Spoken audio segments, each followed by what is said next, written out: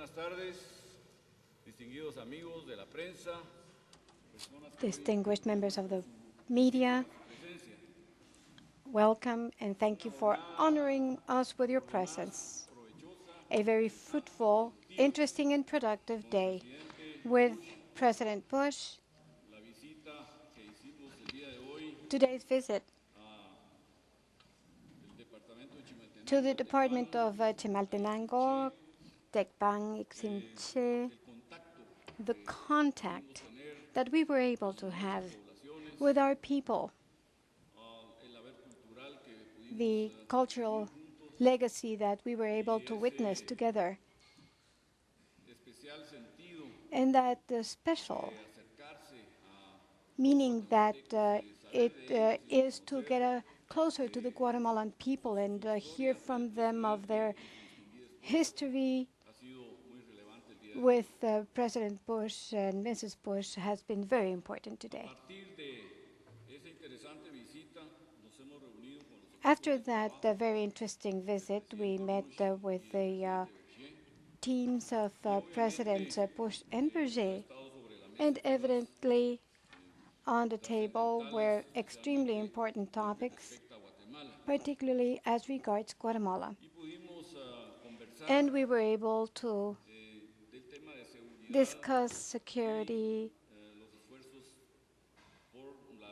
and our efforts to fight drug trafficking.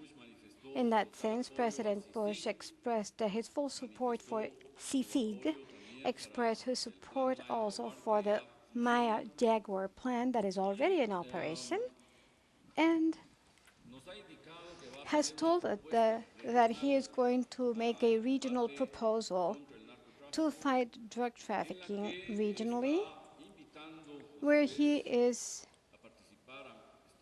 inviting Mexico and the Central American countries to join the United States in that fight. Part of this strategy seeks to train the security bodies that are in charge of fighting drug trafficking and the intelligence that is going to surround these teams, and then be able to identify resources and a permanent strategy, and I insist, regional strategy, which I think is key. We should no longer work in isolation. We should work jointly. That is, the countries that face this very serious problem. Likewise, we talked about the Millennium Challenge account, and Secretary of State Condoleezza Rice told us that Guatemala continues to be among the countries that could be elected in the coming 2 months. We are going to receive a response. We expect that it might be favorable for Guatemala. Today, President Bush, who is participating in this productive effort, Kirihuyu, we were able to see how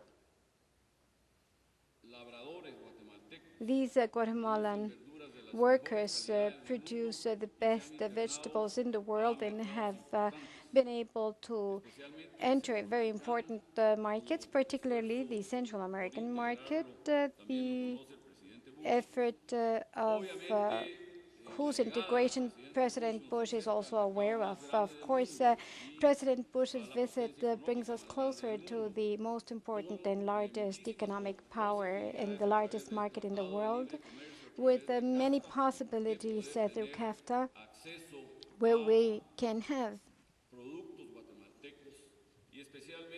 give better access to the U.S. Market, to Guatemalan produce, where we highlighted snow peas and berries, chili peppers and tomatoes. We had a limitation, and there was, as of a couple of months, we are exporting significant amounts of Guatemalan produce. We also mentioned support by U.S. Customs to control Guatemalan port and customs services. This gives us a better rating and makes it possible for us to exercise a more efficient trade effort. We've mentioned to President Bush, and we've invited the United States to become the partner of the Central American Economic Integration Bank, CABE, one that he favored, and he is well aware of the fact that this bank and its resources are used to build infrastructure, to promote investment, and to give support to governments as well. I believe that everyone will probably be waiting to hear from about the topic of migrants. This is the topic that we discussed at greater length with President Bush during the trip this morning and during this afternoon's meeting. It is a concern for President Bush. It is a concern for the Guatemalans and the 13 million illegal aliens who are currently living in the United States. President Bush has confirmed that there are no express instructions to persecute Guatemalan illegal aliens, that if somebody is acting beyond the scope of the law, he has to be brought before the law. But there is no intention to persecute undocumented workers. He has convinced us that the best proposal is that the migration law reform. He extensively explained the efforts that what the efforts will need to be engaged by the Democratic groups, the Republican groups, and the Senate, but that should not be an issue that should be on the agenda next year. That should be taken care of, and he expects that by August we will have a reform for the Immigration Act, where a legal status will be considered for those who are already living there, and regulations of how to become a legal worker in the United States. I would like to take this opportunity, President Bush, to thank you for your visit. Guatemala feels honored. We feel highly satisfied and deeply committed with this effort. We have been in the eyes and the minds of the entire world during these couple of hours that we have been sharing with you. And what is most important, I believe, that for the people in the highlands of Guatemala today, there was a message of closeness, of rapport with President Bush, and of a hope. Together we can achieve great things, as Mariano Canu said in Tecpan, where he taught us, showed us what he can do with his work team, how he can give added value to the wonderful vegetables of the highlands of Guatemala, to be able to send it to the great U.S. market. Once again, for President Berger, this has been a wonderful opportunity to have been able to share with Mrs. Bush and President Bush. And for Guatemala, it is a reason for pride. Once again, thank you very much for your visit.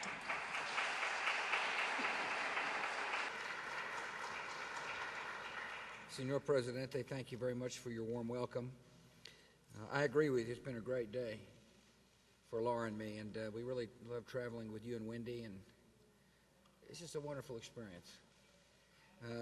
I appreciate your kindness on this first official visit to your country, but relations between the United States and Guatemala are stronger than ever. We're friends, and that's important. Our countries are fellow democracies. We're partners in trade. We're allies in the cause of social justice.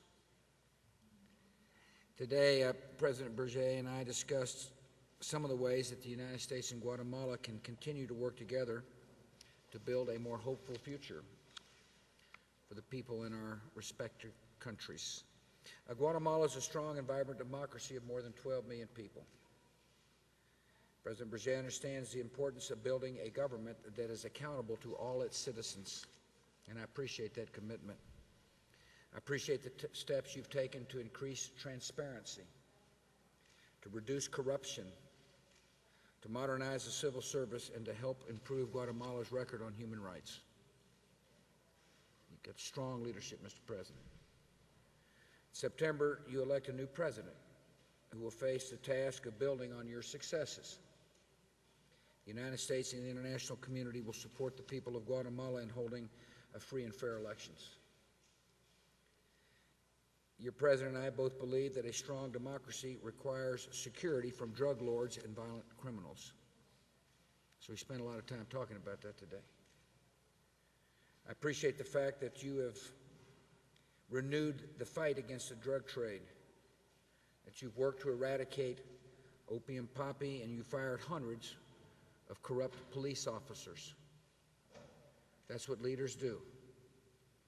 You find problems and you address them for the good of the people. We appreciate Guatemala's commitment to this work and will continue to stand with you.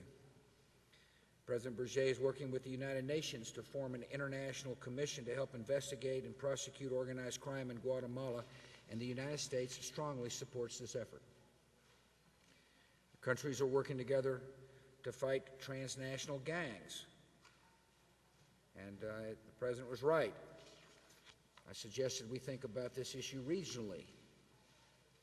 We've got to understand that these gangs are able to move throughout Central America and up through Mexico to our own country, and therefore we've got to think regionally and act regionally. First thing we can do is share information so we can help track down gang members, and we can increase communications. We can develop effective ways to protect children from gangs. There's a lot of work to be done, but it first starts with making a sincere commitment to addressing the problem. Improving education is an important goal for both our nations. We spent a lot of time today talking about education, and the President and the First Lady of Guatemala are absolutely committed to extending education's reach beyond just the capital city. And I appreciate that commitment, Mr. President. More than 40% of the population of this country is under 15 years old. It's an interesting statistic, isn't it? Which means that a more hopeful future depends on teaching the younger generation the skills necessary to be able to succeed in the 21st century. And we want to help. We've done some interesting work here, and the American people need to know that our commitment, our bilateral aid in Guatemala goes toward helping meet education goals. It's in the interest of the United States that there be literate populations in our neighborhood. In the city, in the Department of Quiche, we established a project that helped raise the number of children who complete first grade from 51% to 71%. It's not a well-known program, but it worked. And this country of mine is committed to helping make these kind of programs successful, Mr. President. We also want to expand access to health care. Today, as the President mentioned, we went to Santa Cruz Balanya. It's a really interesting moment. The American people would have been incredibly proud of watching our military folks dispense with basic health care needs to people who needed help. And the people of Guatemala would be especially proud to have seen your military working side by side with our troops to do the same thing. It was a great mission of compassion, and it's making a difference to people's lives. Imagine not being able to see, and all of a sudden somebody appears in your life, gives you an eye test, and fits you for glasses so you can see better. Or you have perpetual toothache, and somebody shows up, in this case in military uniforms, and says, "How can I help?"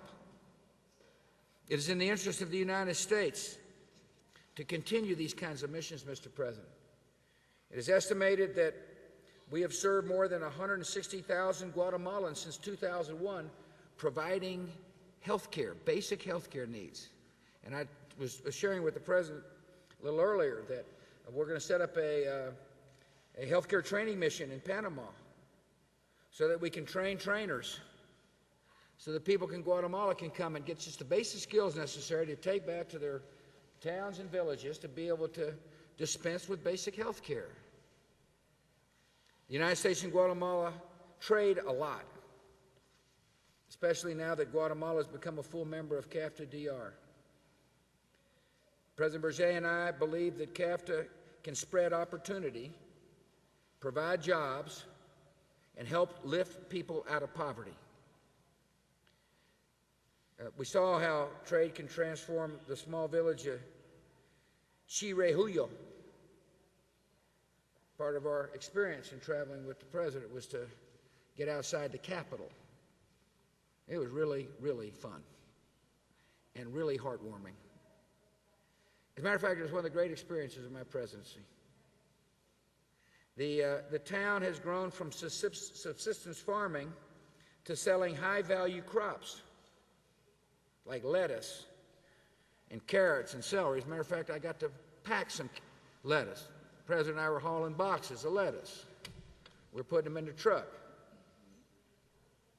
I met Mariana Canu. See, I talked about this man, Mariana Canu, in my speech in Washington, D.C. I'd never met him. But I was intrigued by his story about how a fellow had gone from being a subsistence farmer, just scratching out a living, barely making it, the father of 6 kids, wondering whether or not they would have a future.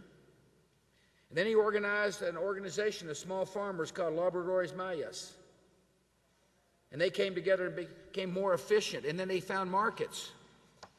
They found markets throughout Central America as a result of CAFTA and into the United States as a result of CAFTA.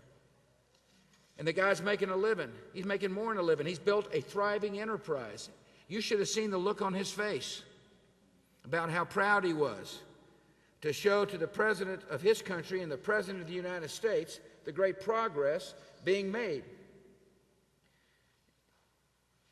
As the president mentioned, I'm working with the United States Congress on comprehensive immigration reform. He asked me about an incident that took place up in Massachusetts the other day. I said, yeah, we're going to enforce the laws in our country, just like you should enforce the laws in yours. It is against the law for somebody to hire somebody in our country illegally to work. And therefore, the deportations took place as a result of law enforcement enforcing the law. This wasn't, they didn't say, oh, maybe there's Guatemalans there, let's go get them. That wasn't what happened. Just so you know, you've got to understand that when we enforce the law, we do so in a fair and rational way. It just so happened that Guatemalans were working there illegally. He also mentioned to me that there's some conspiracies about how children are being left behind in Guatemala. No es la verdad. That's not the way America operates. We're a decent, compassionate country. Those are kinds of things we do not do. We believe in families, and we'll treat people with dignity, and the system needs to be fixed. And so we spent time talking about our strategy to get comprehensive immigration reform out of the Congress. As I told the president, it seems like to me we've got to get this done by August. I hope so. I don't want to put a timetable on the legislative process. Timetables are generally meant to be broken. We don't believe in timetables. But I do believe in pressing hard and working with Democrats and Republicans to get it done, Mr. President. And we want there to be a rational way for people to come and do jobs Americans aren't doing. We don't want people to feel like they have to get stuffed into the back of a truck and pay exorbitant fees to coyotes to come and try to realize dreams. There's got to be a better system. And I told him the biggest problem in the debate is going to be what to do with the people who are already in our country illegally. And I explained to him there will not be amnesty, automatic citizenship. It's just not going to happen. Nor is it feasible to try to kick everybody out of our country. That's not possible. And so I'm going to work with members of both parties to find a rational middle ground, to have a comprehensive plan, Mr. President. It's important to you, but it's important to the United States of America to do this as well. We also talked about adoption. I don't know if my fellow citizens understand this, but there are a lot of U.S. families who adopt babies from Guatemala, thousands of babies. This year it is very important for the United States and Guatemala to implement the Hague Convention on Adoptions to help protect children and families during the adoption process. We found common ground on that issue. And I appreciate your strong stand, Mr. President, and I assured the President we would follow through ourselves. I can't thank you enough for your leadership. I appreciate the vision you have for your country. When you speak with passion because you care deeply about the future of Guatemala and you care deeply about the people of Guatemala. It's an honor to be with you. It's been a joyful trip for us. I'm looking forward to the dinner that you're hosting for Laura and me. I'm not going to talk too long because I might get too hungry. But thank you for your time. Thank you, Mr. President. Very nice message. Thank you very much. Muchas gracias, Presidente Bush. Thank you, President Bush.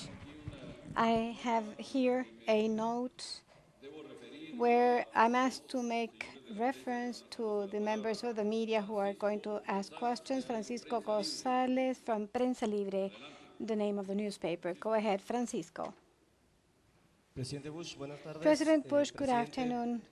Mr. President, deportations continue. At the end of 2006 and only a week ago, this practice of deporting, of arresting immigrants and beginning a process of deportation continued.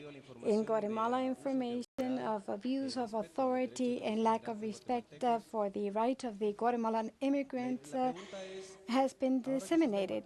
My question is, now that you are in Guatemala, is there a commitment from your country to the 13 million Guatemalans to seize these deportations, since you expect to have a comprehensive immigration reform? The commitment is people will be treated with respect, but the United States will enforce our law. It's against the law to hire somebody who's in our country illegally, and we are a nation of law. The best way to solve the concerns of the citizens of Guatemala, listen, I fully understand that the citizens of Guatemala are concerned about their relatives or friends who are in the United States, and I appreciate that. And the best way to address the concerns inherent in your question is for me to work with Congress to get a comprehensive bill. And I'm optimistic we can do so. It's going to be tough work, don't get me wrong, but I believe we can get a comprehensive bill out of the Congress. And I think you'll find that, I certainly hope you'll find that people who are that are interfacing with our government are treated with respect and decency. That's certainly the instructions. Now, I'm sure they don't want to be sent home, but nevertheless, we enforce laws. And I readily concede the system needs to be changed, and I hope I can convince the majority of both the House and the Senate to change the law in a rational way. Possible.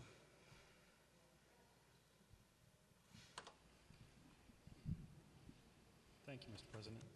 May I extend good wishes to your father's health? Thank you.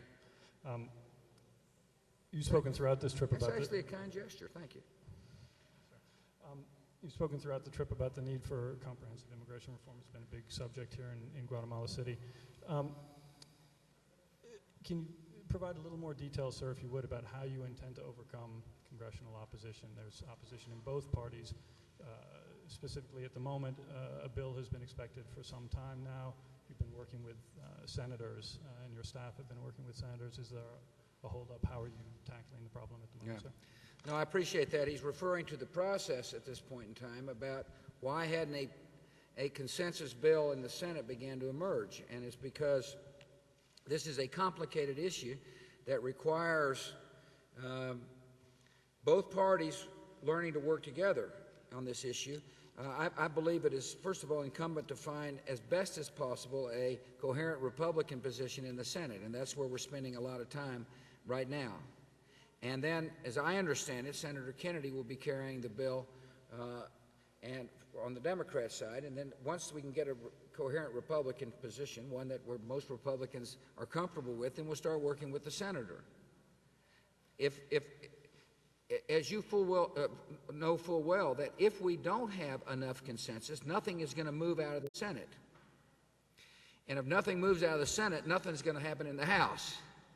And so therefore, the initial stages of getting a bill that meets objections is time-consuming, but it is worth it and necessary in order for us to be able to address the concerns, many of which were expressed during the last debate on immigration reform. Now, I'm optimistic, I really am. I believe we can get something done, and I believe we're beginning to find consensus. I think there's pretty widespread consensus that there ought to be a temporary worker plan that says you can come legally to the United States to do a job Americans are not doing for a period of time. That'll help a lot of the Guatemalan citizens. It will mean somebody, first of all, doesn't have to sneak in the country in the first place and pay a coyote or buy forged documents or, sleep in some sleazy place hiding from authorities until you're able to make destination. You'll be able to come in a rational way. Secondly, that once you're in the United States, if you have to come home to be with your family, you'll be able to do so in a legal way. In other words, you'll be able to come back and forth without fear. Now, you won't be able to, there will be a time limit on the amount of time, and that's part of the negotiations.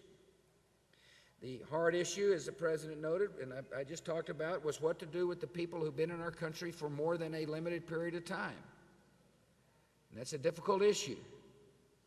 And it's one that's got a lot of politics in the country.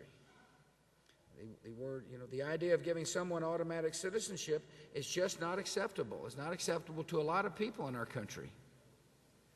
And most of you understand that. And yet the fundamental question is, how do you design a system that doesn't raise those fears? And yeah, obviously you didn't like my answer. Oh, you did like it. Good. My dad had been ill, and he kindly brought greetings, for which I'm grateful. Thank you, sir. That was very specific. That's a lot, though. Do you think you can get that done by August? Well, August is a date that I was musing about, and that date came to mind because I understand how difficult it can be coming down the stretch in the legislative session in a calendar year because the appropriations bills, you're learning more about this than you probably want to know, but the appropriations bills begin to crowd out the calendar in the latter part of the year, and they can consume a lot of time, and therefore my hope is, it's certainly not a promise, but my hope would be that we'd be able to get something out of the Senate and then into the House and something, then they can work the conference in the fall. That would be the hope. And, but I'm not the person that sets the calendar.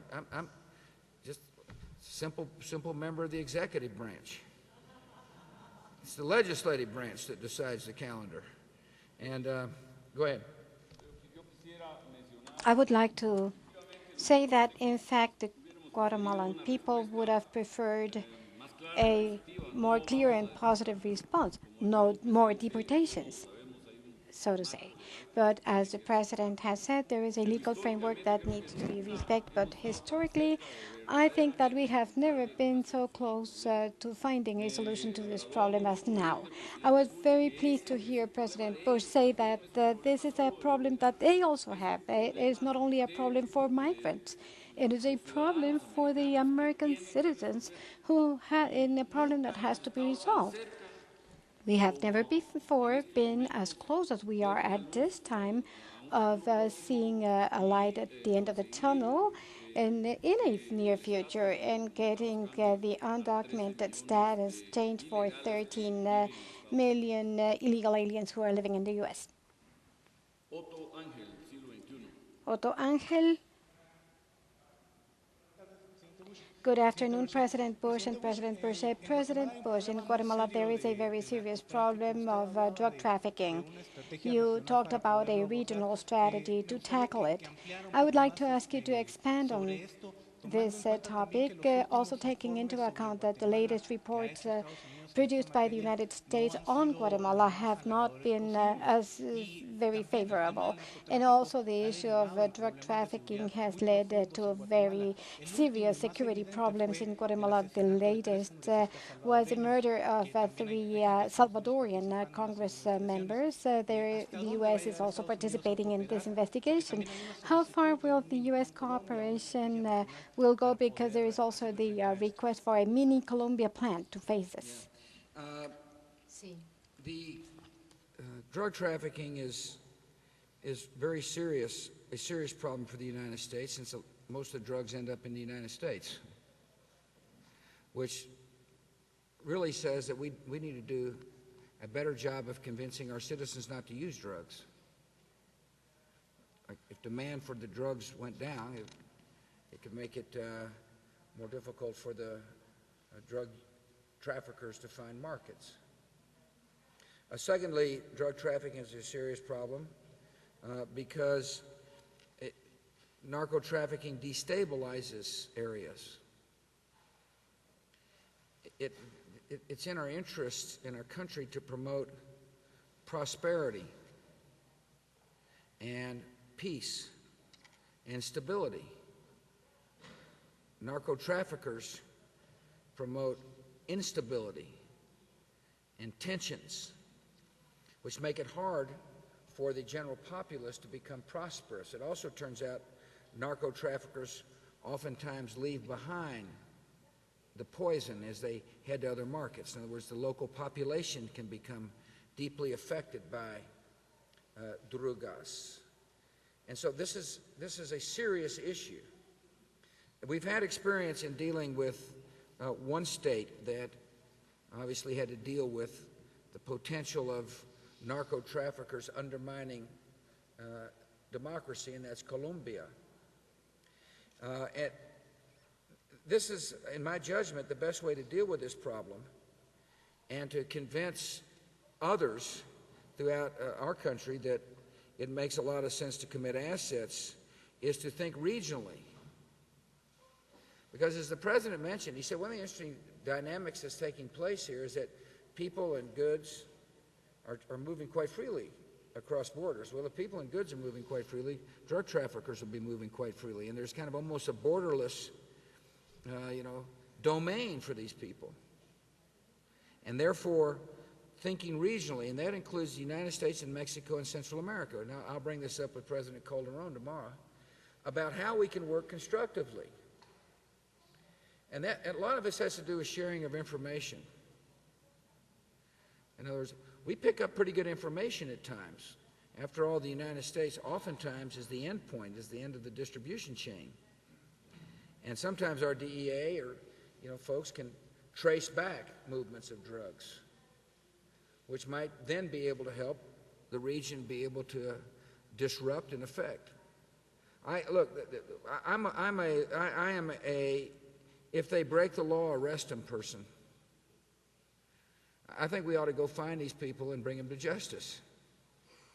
And it's tough because the richer they become, the more lethal they become. And the more dangerous they are to democracies. And that's why there needs to be a collaborative effort. And the details of which will emerge as we continue to strategize. But step one is to share information. As to the Salvadorians, of course, I'm deeply concerned about their death, as is the President. And we have sent, I think, 4 FBI agents down here to help, with forensics and to help track down, the leads so that wherever those killers may lie, the authorities can go get them. And that's what we need to do. But this is a serious issue, and we spend a lot of time talking about it. Elaine, this will be your last question, Mr. President, then we can start thinking about dinner. La cena. Huh? ¿Qué vamos a comer? Comimos 3 tortillas. Tortillas, qué bueno. Muy buenas hoy. Comimos con guacamole. We had tortillas with guacamole and beans. Con el almuerzo hoy. Sí. Thank you. President Bush, your decision to sign legislation authorizing construction of a fence along the U.S.-Mexico border was not viewed positively here in the region. How would you respond to critics who feel that sent a message that Latin Americans are not welcome in the United States?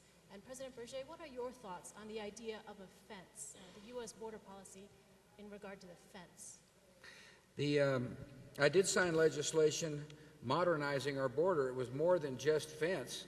It was infrastructure, kind of novel infrastructure like detection devices, berms. We got a very long border, and it needs to be enforced.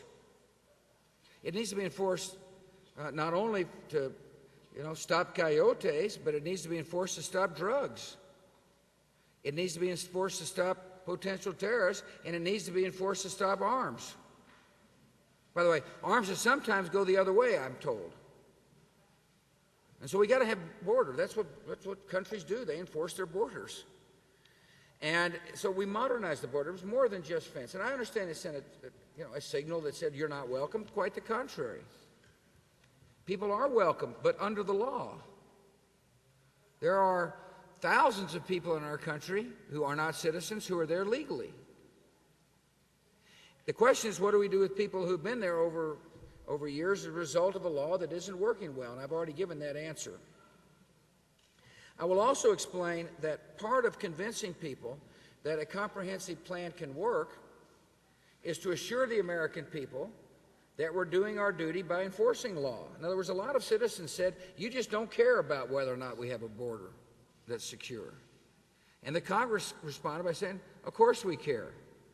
It is the first step toward a comprehensive bill. In other words, people in Congress were saying, let us do something about border enforcement, and then let's go comprehensive. I hope that's what they're saying. That's what I'm pressing them to say.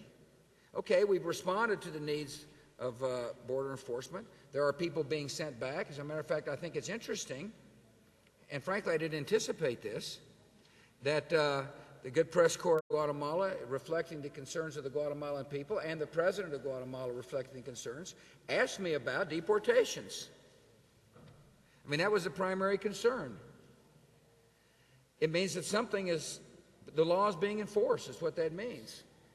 And the American people need to be persuaded, Elaine, that the government takes our responsibility seriously, which then will make it easier to convince reluctant members of Congress to come up with a comprehensive plan. Now, I've always been for a comprehensive plan. You might remember if you look back at some of my speeches. I know you didn't listen to any of them, but you might want to go back and read them. Well, that's not fair. Okay, anyway, but I've always felt it was important. And I learned firsthand how important it was as the governor of Texas. I used to say, family values do not stop at the Rio Grande River. And that people are coming to do jobs Americans are not doing because they want to feed their families. That's why I said that. By the way, the reason why trade is important and helping, programs like Labradores Mayas is that I also believe most citizens in Guatemala would rather find meaningful jobs at home instead of having to travel to a foreign land to work. And therefore, the more we can enhance prosperity in our neighborhood, the more we can encourage trade that actually yields jobs and stability, the less likely it is somebody who is worried about putting food on the table for their family will be coming to the United States.